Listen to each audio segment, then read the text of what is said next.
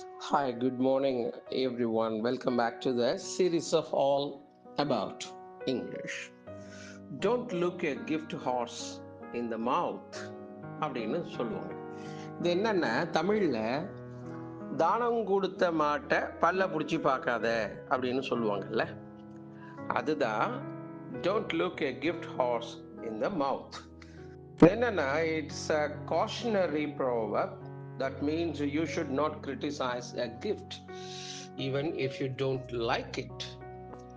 உனக்கு ஒரு கிஃப்டா ஒரு பரிசு ஒன்று கிடைக்குது, அதை நீ விரும்புறியோ இல்லையோ பரிசாக தான் பார்க்கணுமே ஒழிய அதை போய் இது என்ன இப்படி இருக்கு அப்படி இருக்கு என்று நீங்கள் அதனை விமர்சிக்க கூடாது அப்படிங்கிற ஒரு எச்சரிக்கை கொடுக்கக்கூடிய பழமொழி அதுதான் இங்க சொல்லியிருக்காங்க.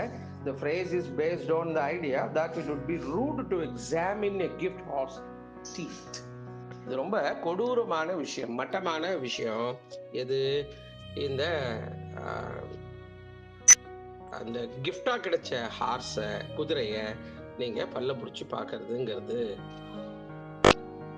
அதனுடைய as if you are trying to determine its value, அதனுடைய மதிப்பை சோதனையிடுவதற்காக நீங்க அந்த மாதிரி ஒரு பரிசு பொருளினுடைய மதிப்பை சோதனையிடுவதற்காக நீங்கள் அதை பரிசு வச்சு பார்க்கக்கூடாது.